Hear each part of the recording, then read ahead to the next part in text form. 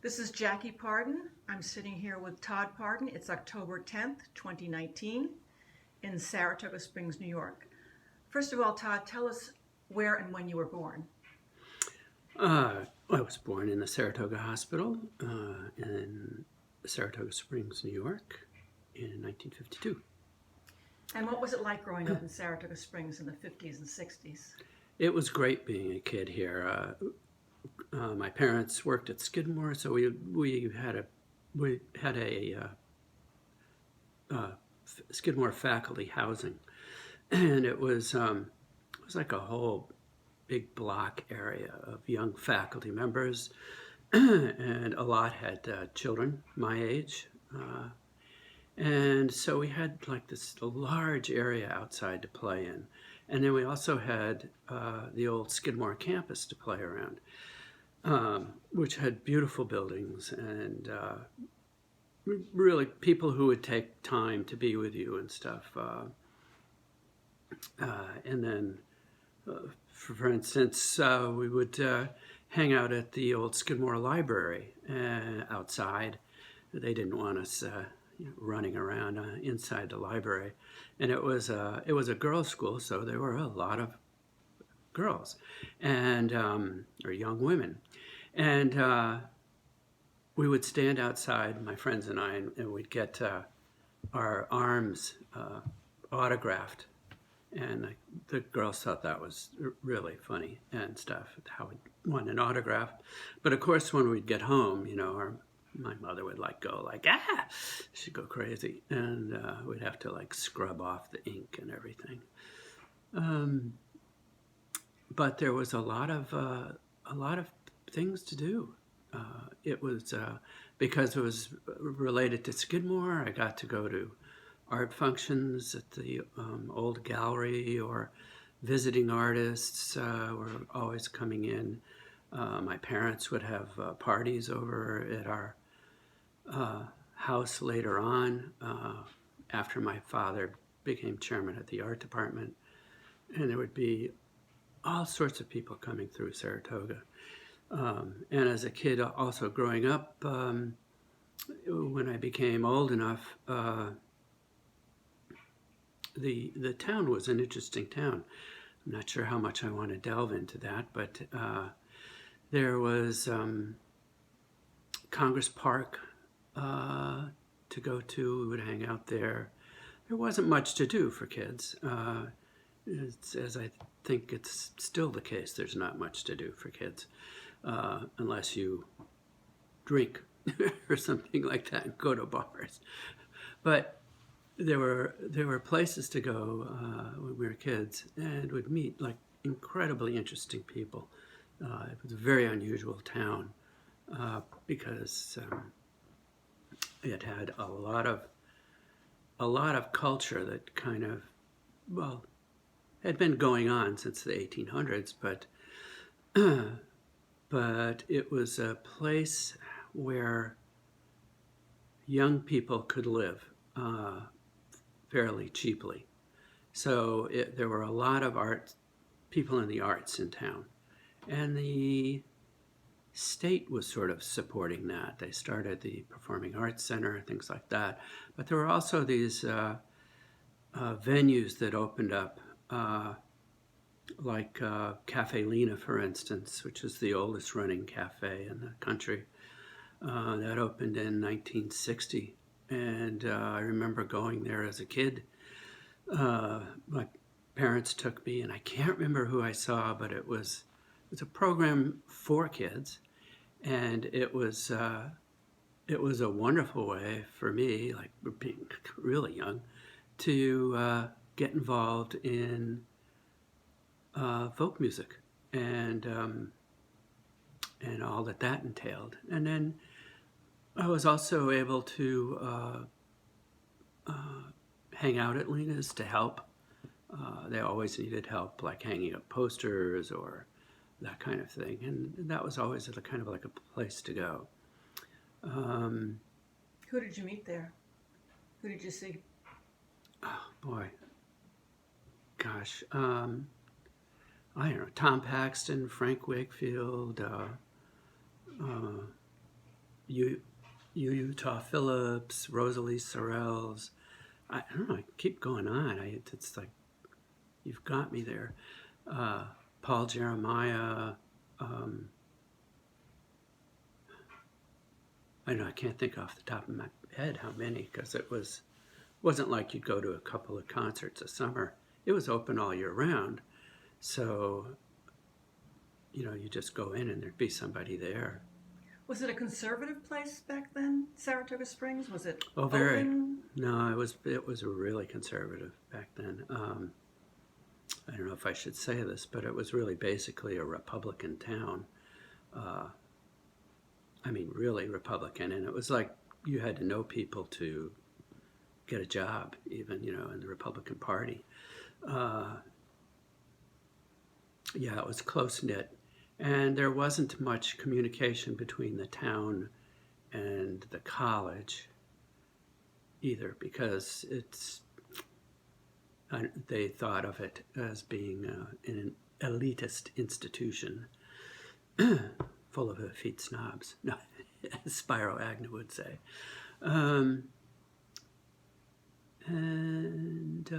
Also during the 60s and stuff, it was like kind of a changing of the guard. Saratoga had started to decline in a lot of ways, which made it very interesting because there were like beautiful abandoned buildings that we would like sneak into and explore, old Victorian homes and hotels that were had auctioned off all of their stuff and were empty and vacant.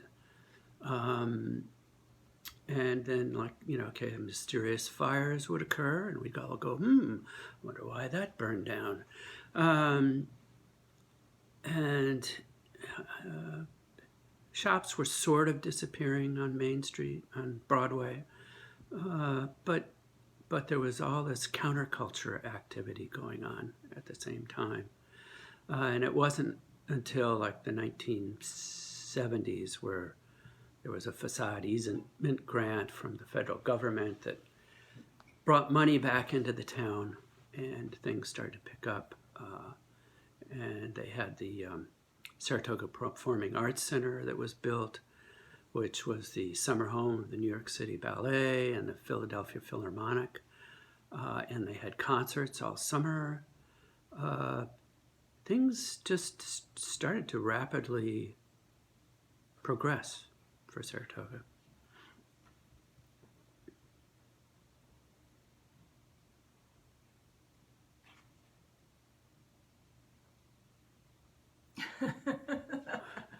Okay, so what were some of the things that you and your friends encountered?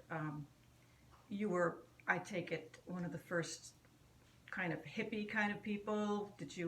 How was going to school with that, and how did the town take to the changing of the guard in that sense, in terms of music and clothing and styles and attitudes? Not well. High school was like most high schools at that time period. They had dress codes. You had to have for guys, you had to have your shirt tails tucked in. They were really kind of strict about your hair. It wasn't really a rule, but I remember there was one kid kicked out because of long hair. But, if it got over your collar or something like that, they really requested you to cut that hair. I don't even think we were allowed to wear jeans until later, till towards my senior year. Young women had to wear skirts. I don't think they could wear slacks until their senior year. I'm a little foggy on that. But it seemed like it was pretty conservative in the schools. We, of course, at that time, it was the 60s and Vietnam War was going on. And we want, to us, the teachers and administration were like the man. And So we were not interested in following a lot of their strict policies. And we also wanted to know, we wanted them, like in history, to cover more of current events because, we had friends who were going to Vietnam and they were dying, and it just it didn't seem right. We weren't being educated about this. And then you'd graduate, and then you'd go right, unless you went on to college, you'd go right into being drafted because the draft had started. So in our anger, a few of us started a magazine called our school newspaper, an alternative school newspaper called Huzzah. And we covered a whole variety of things from, like I had gone to Woodstock end of my summer before my senior year. So I did an article on Woodstock. And we'd also, a lot of people, we just did a whole lot of articles. And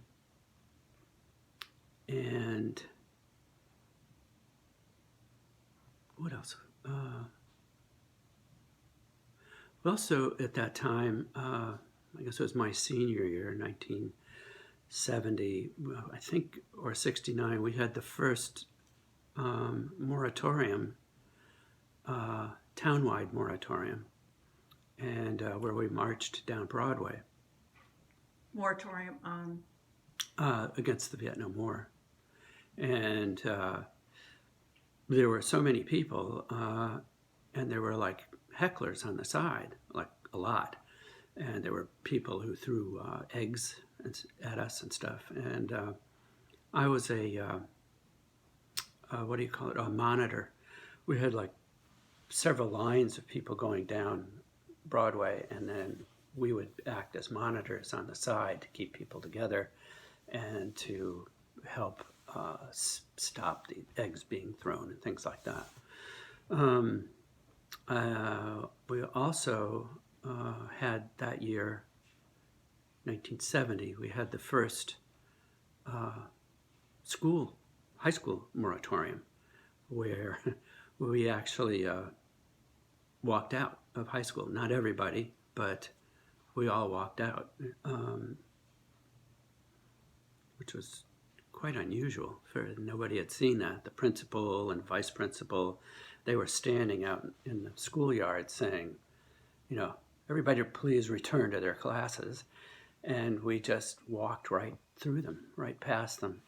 And gave us a sense of unease but power at the same time, that we actually were showing our conviction to protesting the war.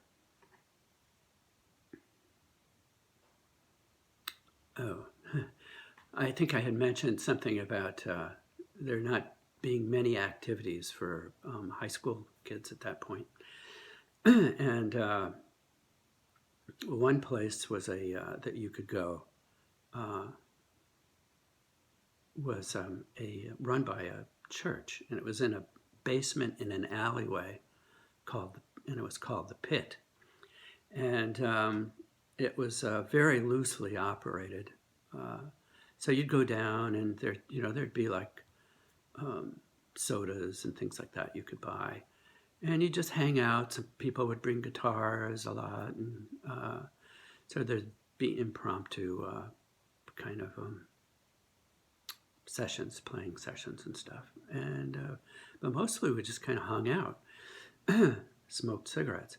But there was one time, I remember friends of mine and I, some friends went out to throw snowballs because it had just snowed. And do I mention oh yeah, okay. We had taken some acid, and so we were kind of tripping at that time. And when we went out to throw snowballs, and at that time there was, and I think probably still is, an ordinance against throwing snowballs. And so the police showed up, and they arrested a couple of my friends who they had actually seen throwing snowballs.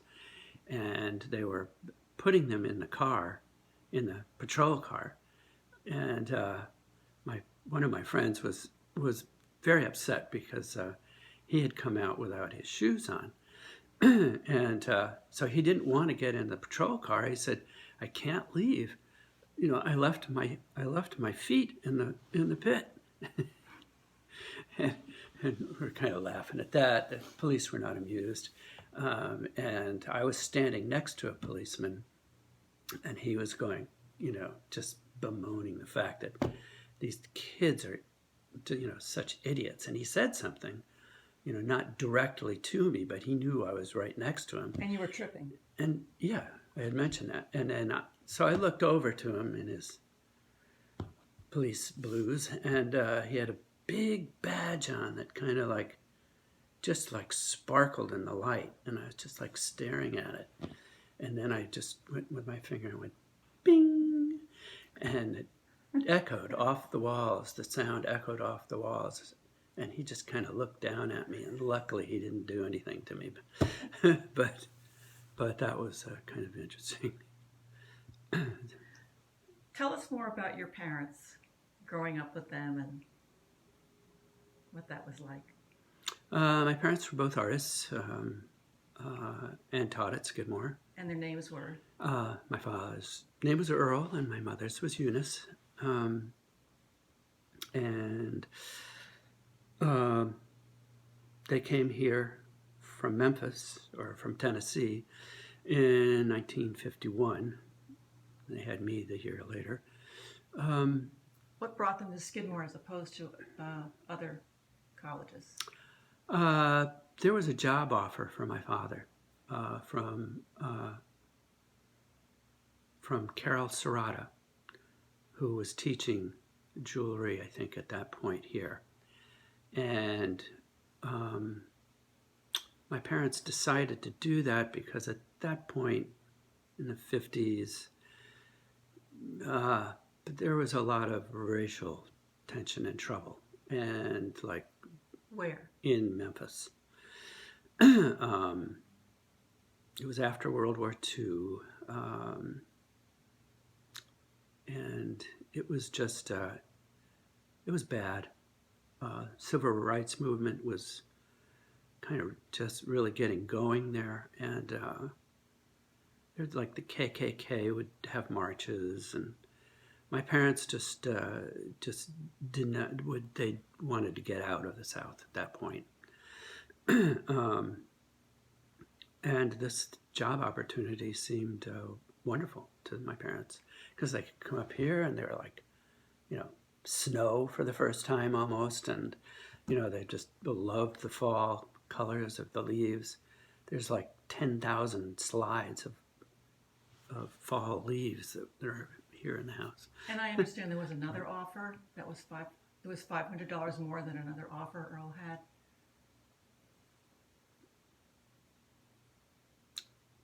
I don't remember that. Okay. And what were they like as parents? Well, as a young kid, they were great. Again, we were,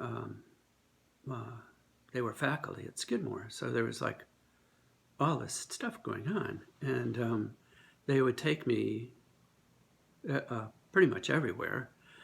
Occasionally I'd have babysitters, and they would be Skidmore girls, which was always fun too. Going to New York, they always wanted to take me on the trips to New York, which were probably twice a year. We'd go down to the city, and they'd drag me to every gallery. I always used to joke that my parents were, beatniks, and I was always taken around Greenwich Village in a pram. And then, gosh, I don't know. You called your mom, Mom, Yeah. and you called your dad? Earl. I call him by his name. Yeah, that's a funny story. I was a little, And I had a really bad dream where we were he said, "Come on, Todd, let's get in the car. We're going." And he was on the driver's side. And so I got in the car and he had turned into somebody else. And it scared me. And I remember kind of getting out of the car and going, "Dad, Dad."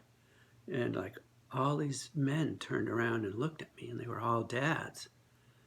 And so that's, I woke up and I thought, geez, I better call my father by his name. So that's kind of how I ended up calling my father Earl all the time. What was discipline like in your house?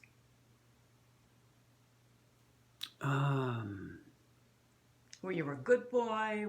Did you give them any trouble? Was I good? As far as I knew, they thought I was good. As far as they knew, I was good. I would do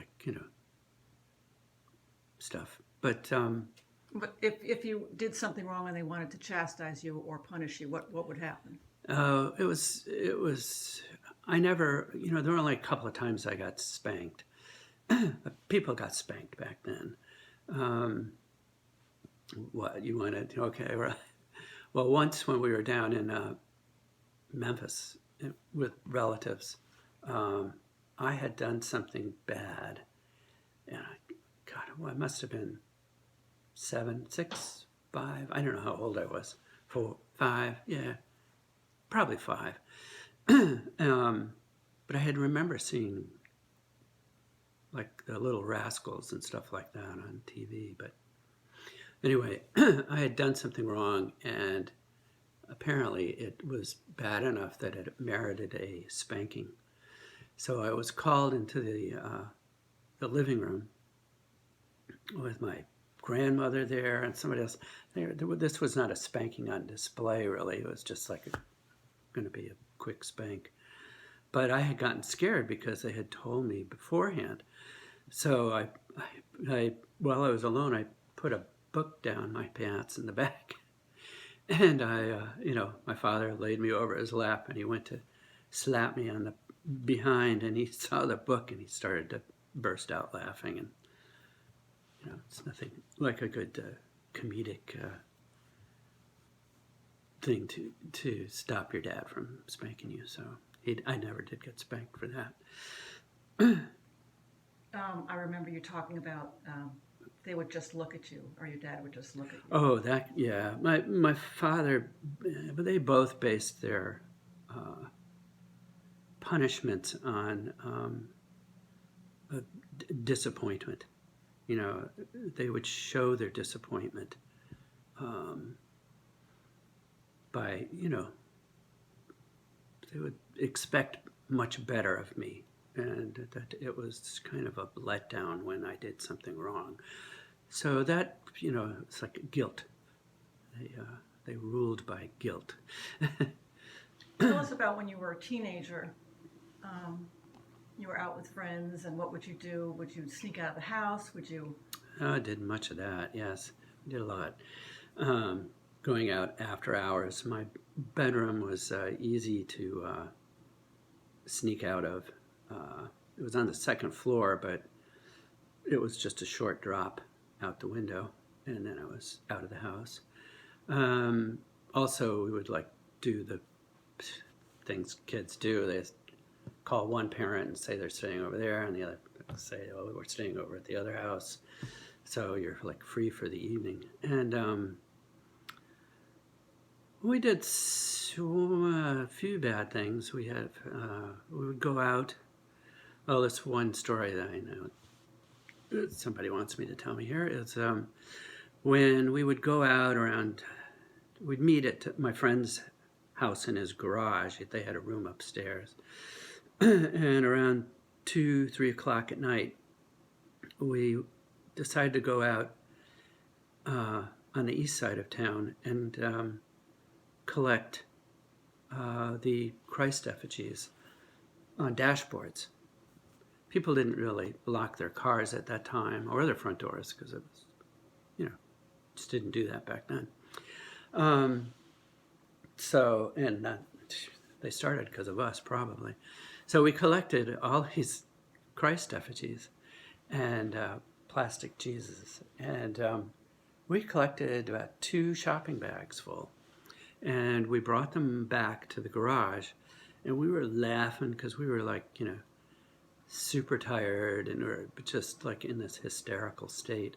And my friend happened to be Catholic, and we looked down at all these little statues, and he goes, "Oh my God, we're going to go to hell." I wasn't religious, so it didn't really bother me. But I said, "Well, I guess the only thing to do is to go over to the other side of town and put them in different cars, because we'll never remember what cars that came out of." And he said, "Yeah, we better do that." So we gave religion to all these people over on the west side by having these effigies appear in their car overnight. Well, on that wonderful note, we'll end this for now and talk again later. Sure thing.